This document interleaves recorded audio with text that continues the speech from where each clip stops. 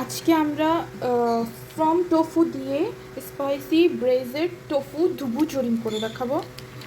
টোফুটা actually এরকম হয়, সাদা পানির ভিতরে থাকে। এখন এটাকে আমি একটু ধুয়ে কেটে নিচ্ছি। এখানে আমরা Korean rice, sticky Korean rice রান্না করে নিয়েছি। শুধু পানি দিয়ে রান্না করে নিয়েছি। ভালো করে ধুয়ে পরিষ্কার করে পানি দিয়ে দিয়েছি। একদম এটা বসা ভাতের মতো হবে। এবার এই টিস্যুর মধ্যে আমি এই দুবু টোফুটাকে রেখে দিয়েছি।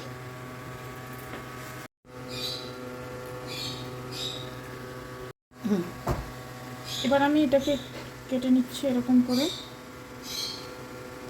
এবার আমি এরকম করে পিস পিস করে নেব।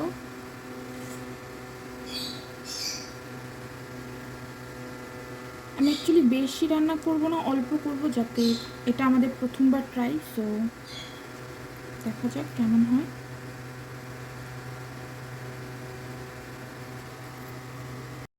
এই যে বাকি যে টোফুগুলো, এগুলো আমি সাদা পানির মধ্যে ভিজিয়ে রেখে দিলাম, পরবর্তীতে আবার খাওয়া যাবে।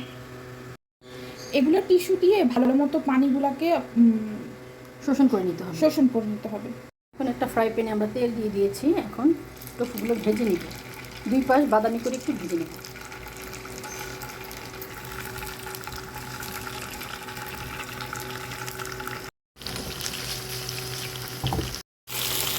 এই পাশ যেভাবে বাদামি করে ভেজেছি, অপর পাশে বাদামি করে ভেজে প্লেটে উঠিয়ে নিব। এবার 1 টেবিল স্পুন সয়া সস,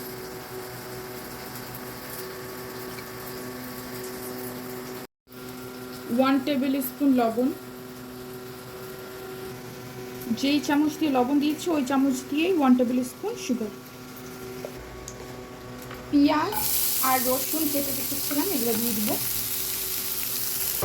এখানে সবগুলো ভেজে বাদামি করে প্লেটে উঠে নিয়েছি। সাথে দিব পেঁয়াজ কলি,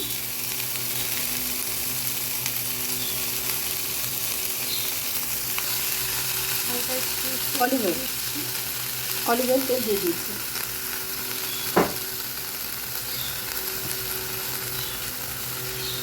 এখানে দেখুন, এটা হলো তাইওকিং রেড পাউডার, গুচু গুচু গরু আইটা এটা। এবার 1 টেবিল স্পুন দিয়ে দিচ্ছি গুচু গরু।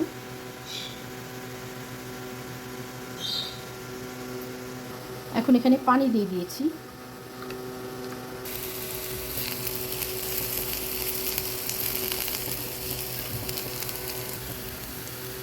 এবার এই যে পানির পেস্টটা দিয়ে দিব এটার মধ্যে।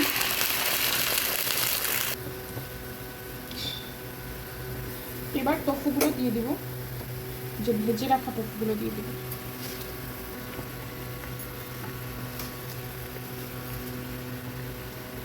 এবার টফুগুলোকে বয়েল করে নিব এই পানির ভিতরে। আর এই জিনিসটা একটু গ্রেভি গ্রেভি ভুনা ভুনা হবে আর কি। এখন আমাদের টফুগুলো রান্না হয়ে গেছে, একটা বাটিতে উঠে নিব। এবার এটার উপরে একটু সিসেমি সিডস দিয়ে দিব। সেসেমি কাট কাট কাট। ওর না।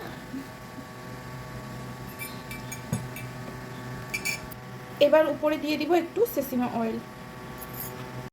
এখন আমাদের টফুটা কমপ্লিট হয়ে গেছে রান্না।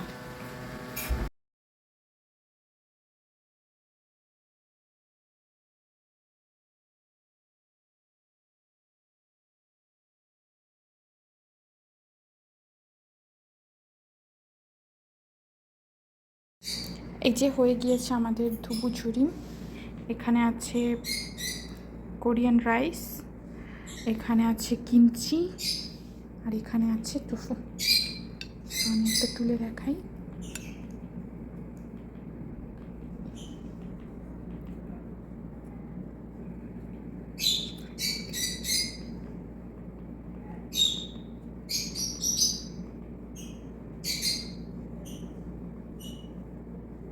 তো কিমচি